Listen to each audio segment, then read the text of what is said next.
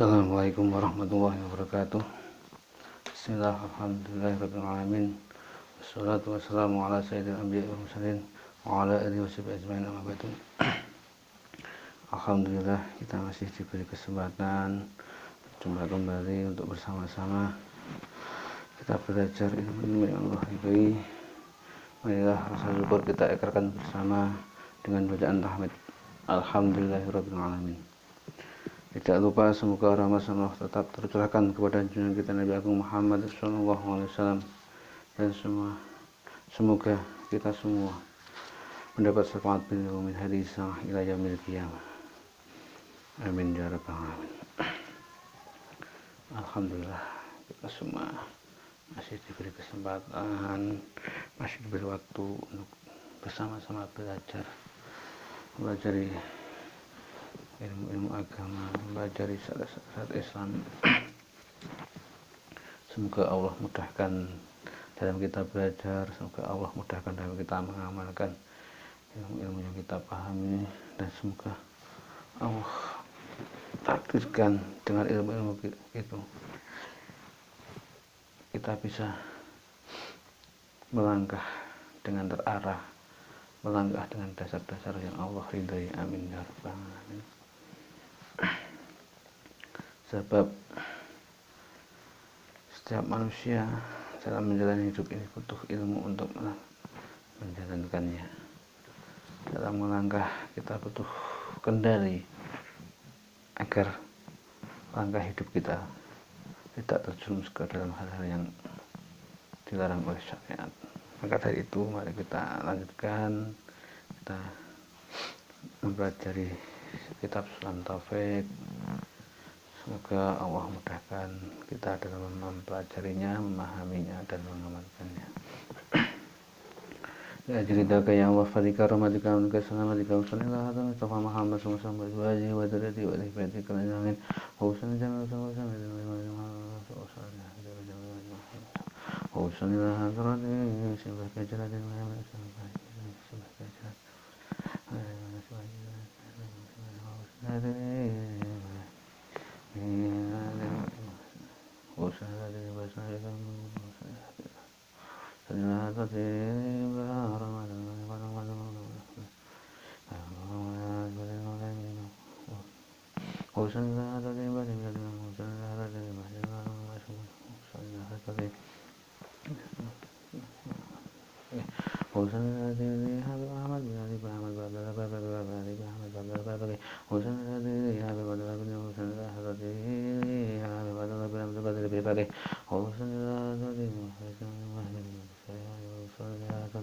Jamil masyayina wa jamil sani wa jamil masyayina wa jamil hadina wa jamil min jamil ikhwani wa rasulullah sallallahu alaihi wasallam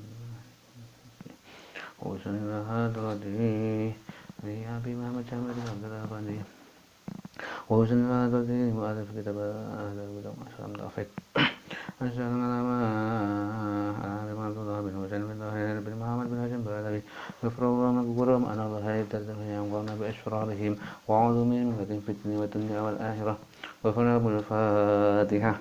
A'udhu billahi minash shaitanir rajim. Bismillahirrahmanirrahim. Alhamdulillahi rabbil alamin arrahmanir rahim maliki yawmiddin. Iyyaka na'budu wa iyyaka nasta'in ihdinas siratal mustaqim siratal ladzina an'amta 'alaihim ghairil maghdubi 'alaihim waladdallin. Rabbi ighfirli wa li walidayya amin. Kemarin menerangkan bab salah satu syarat sholat yaitu wudu dan beberapa fardu wudu. Sekarang melanjutkan. A'udzubillahi minasyaitonirrajim. Bismillahirrahmanirrahim. Faslun utawi iku ana fasal suci. Wayang wudu lan batalake al wudu ing wudu. Apa sing batalake wudu? Ma barang kharaja kang metu apa ma metu minas sabilaini saking dalan loro. Wairal mani kang saliyane mani. Ini masih lanjutan yang kemarin fardu-fardunya wudu. Sekarang hal-hal yang membatalkan wudu. Yang pertama yang membatalkan wudu adalah setiap hal yang keluar dari dua jalan, yaitu kubul dan dubur, kelamin. alat kelamin dan juga alat lubang kelamin dan juga lubang dubur. Suatu hal yang keluar dari kedua lubang itu semua membatalkan wudhu kecuali mani atau sperma. Orang keluar sperma itu tidak membatalkan wudhu, tapi mewajibkan mandi. Sebab keluarnya sperma itu tidak membuat kita jadi hadas kecil, tidak, tapi kita menjadi mempunyai hadas besar. Jadi semua hal, entah itu darah, entah itu air seni, entah itu kotoran apapun itu yang keluar dari kedua lubang tadi, ubul dan dubur tadi, itu membatalkan wudu. Wa mashu kuburi adami lan ngemek kuburi anak Adam au halqata duburihi utawa ngemek au halqati duburihi utawa ngemek kolongane dubure anak Adam oleh ngemek bibatinil kafi kelawan batine epek-epek bila hayan kelawan tanpa aling-aling. Yang nomor 2 yang membatalkan wudu adalah menyentuh kedua lubang dubur dan ubul atau kolongannya dubur dengan batinnya telapak tangan, jadi dalamnya telapak tangan. Ini kita memegang atau menyentuh ubul dan dubur itu bisa membatalkan wudu. Ubul duburnya anak Adam, bukan ubulnya hewan, tapi anak Adam, keturunan Nabi Adam, yaitu manusia. Dan tidak ada penghalangnya. Kalau seandainya ada penghalangnya sarung seperti umpamanya pakai sarung terus gatal umpamanya duburnya atau ubulnya gatal digaruk, tapi ada penghalangnya sarung atau celana, itu tidak membatalkan wudu. Tapi kalau tanpa penghalang langsung kulit ke kulit, hanya kulit tangan, kulit dengan kulit ubul atau dubur, itu bisa membatalkan wudu.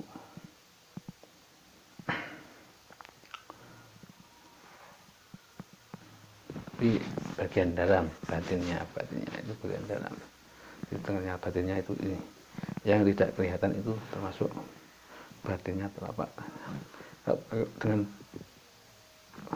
yang belakangnya gimana, yang bukan batinnya, itu tidak membatalkan wudu. Tapi apa bisa ibaratnya umpamanya mau menggaruk pakai luarnya telapak tangan, kan nggak mungkin, tetap garuknya pakai telapak tangan, batinnya telapak tangan. Walam su basyaratil ajnabiyati lan ngemek wong wadon ya mangal kabirin sartane gedhe karone tetane padha gedhene. Yang selanjutnya yang membatalkan itu adalah bersentuhan antara laki-laki dan perempuan yang bukan mahramnya. Jadi yang bukan mahramnya itu tidak satu keturunan atau saudara kandung atau ayah ibu itu mahram, paman dari ayah, paman dari ibu itu mahram, dan tunggal suson itu juga mahram, mertua itu juga mahram. Nah, selain itu kok bersentuhan, entah itu istri ataupun anak dari paman, anak dari bibi, itu termasuk bukan mahram. Kok bersentuhan itu bisa membatalkan wudu, dengan catatan sudah balik semuanya, sudah besar semuanya. Kalau anak kecil itu tidak membatalkan wudu. Wajawal ngakilan ilangi akal. Dan yang terakhir yang bisa membatalkan wudu adalah hilang akalnya. entah itu karena tidur atau gila atau apapun yang menghilangkan akal, itu membatalkan wudu. La naumu qangidin, ora batal apa turune wong kang lungguh mumakinen kang netepake maq'adatahu ing pelunggane wong, kecuali orang yang tidur dan dengan posisi yang netepake bokonge. Seperti untuk bersilah itu masuk makinin maq'adatahu. Jadi tidak ada celah sedikit pun di antara tidak ada celah dalam lubang dubur. Kalau miring seperti ini, kalau tidur itu membatalkan wudu sebab tidak memakinin maq'adatahu. Silah seperti ini terus rapet, depan rapet, kanan kiri rapet.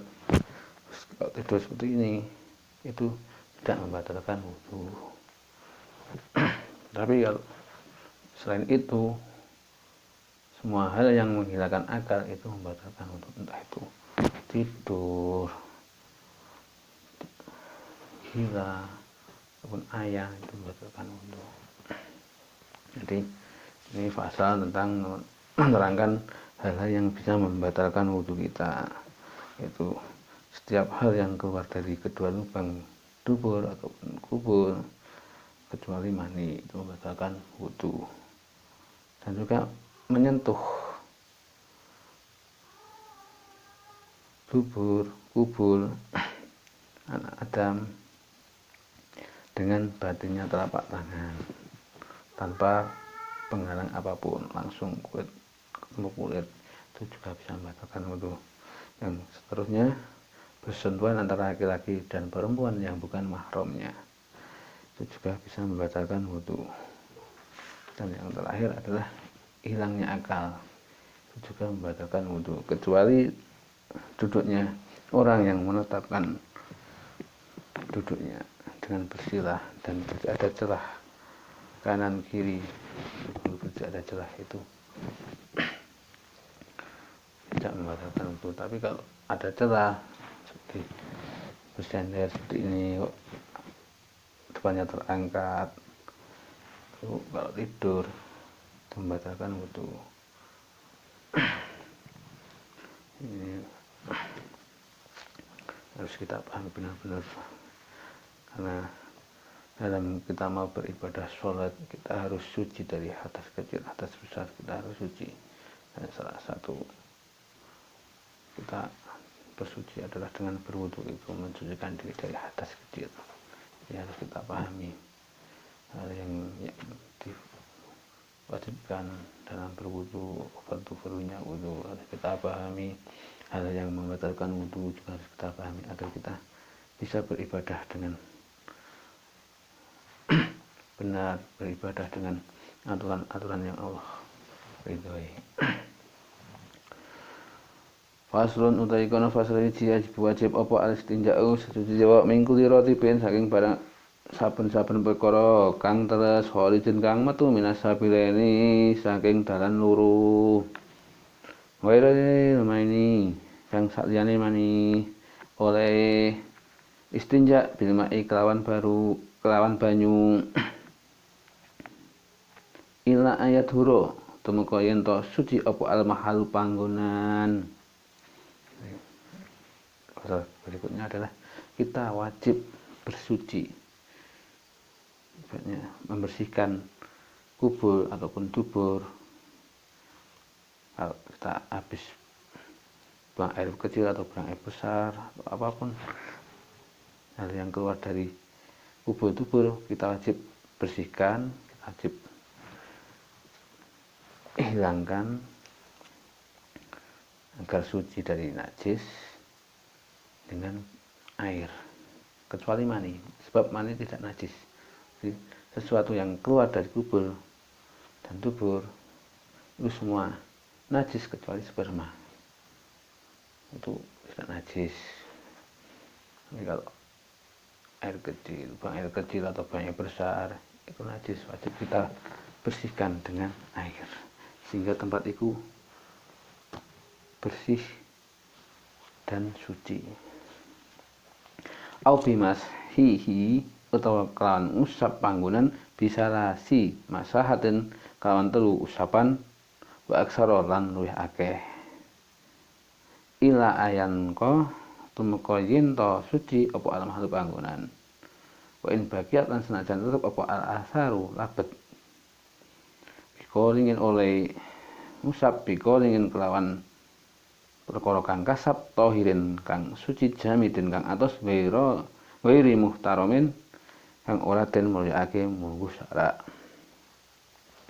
min wairin tingkori saking tanpa ngalih wakop raja fafil lan sadurunge garing. Kalau tidak ada air umpamanya tempat itu susah air, kalau kita buang air kecil atau buang air besar, terus bagaimana kita mensucikan, bagaimana kita membersihkannya dengan sesuatu yang kasar, keras dan suci seperti contoh batu, dan sesuatu yang tidak dimuliakan oleh syarak seperti makanan, umpamanya jadah itu kan keras, kalau ibaratnya dingin, sudah dingin kan keras, kasar juga iya, terus suci juga iya, tapi itu makanan, itu termasuk sesuatu yang dimuliakan oleh syarak, itu tidak boleh untuk membersihkannya. Kalau batu itu boleh, batu yang bersih, suci, yang kasar itu bisa buat membersihkan, mensucikan tubur-tubur dari najis-najis yang keluar. Contoh kita buang air kecil, kalau tidak ada air kita basuh, kita usap dengan batu 3 kali atau lebih sampai tubur-tubur itu bersih dan suci. Tapi kalau seandainya nyiprat-nyiprat, gimana airnya nyiprat-nyiprat atau sudah kering, itu harus dengan air. Atau ibaratnya buang air besar kok lagi nggak enak badan, terus ibaratnya kemana-mana, ibaratnya buang air besar terus wujudnya encer kemana-mana, itu harus dengan air, tidak bisa dengan batu. Tapi kalau ibaratnya wajar, sehat dan keadaan sehat, terus tidak kemana-mana, tidak merembet kemana-mana, itu bisa disucikan dengan batu ataupun sejenisnya, sesuatu yang keras, kasar, suci dan tidak dimuliakan oleh syariat seperti makanan, itu bisa buat suci. Tapi kalau sudah kering ataupun ibaratnya merembet kemana-mana, itu harus dengan air. Jadi tadi sesuatu yang membatalkan wudhu, sekarang